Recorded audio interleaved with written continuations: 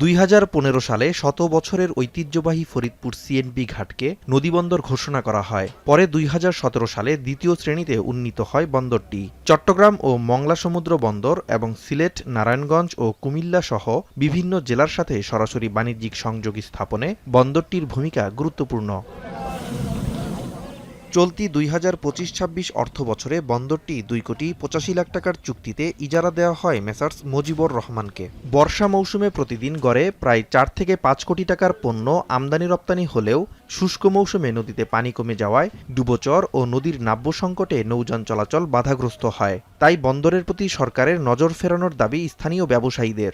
এটা মনে করেন সরকার ইচ্ছে করলে পারে, আসলে কোনো ব্যবস্থা এ পর্যন্ত কেউই নিতেছে না। এই নদীতে ডেজার ছাড়া না কাটা পর্যন্ত বন্দর ঘোষণা একবার করতে হয় নাই, এখনো তো সেই পরিস্থিতির মোকাবেলায় আছে। বন্দর সংশ্লিষ্ট ব্যক্তি ও ব্যবসায়ীরা বলছেন, সরাসরি নৌযান ঘাটে না এসে মাঝ নদীতে নোঙর করে পণ্য ছোট নৌকায় আনতে হচ্ছে বন্দরে। এতে সময় ও খরচ দুটিই বেড়েছে কয়েক গুণ। আগামীর অগ্রগতির ভিত্তি আনোয়ার ইস্পাত, স্ট্রংগেস্ট স্টিল সিন্স 1978। নদীতে পানি থাকে না 4 মাসের মতো। এখন ওই মনে করেন মাল সমস্ত ট্রলার জাহাজগুলো ঠেকে যাচ্ছে, এই জন্য আমাদের ব্যবসার প্রচুর ক্ষতি হচ্ছে। মালামাল মনে করেন কেটে কেটে নিয়ে আসতে হয় অন্য অন্য জায়গা থেকে। আপনার লেবার, আপনার ব্যবসায় যারা আছে তাদের হয়তো অনেক দিক দিয়ে সমস্যা হয়।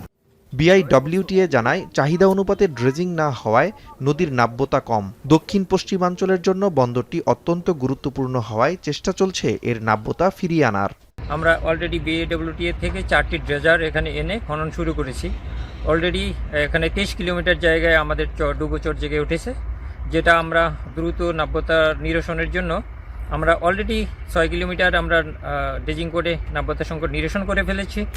এদিকে জেলা প্রশাসন জানায়, এরই মধ্যে প্রয়োজনীয় ব্যবস্থা নিতে বন্দরের সমস্যার কথা জানানো হয়েছে বিআইডব্লিউটিএ-কে।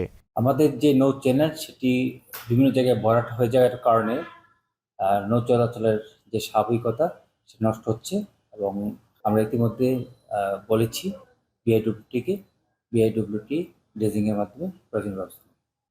নদীর নাব্যতা ফিরিয়ে আনতে দ্রুত ড্রেজিংয়ের দাবি জানিয়েছেন ব্যবসায়ী ও শ্রমিকরা। তা না হলে অর্থনৈতিকভাবে আরও ক্ষতির মুখে পড়বে এই অঞ্চলের ব্যবসা বাণিজ্য। এখন ফরিদপুর।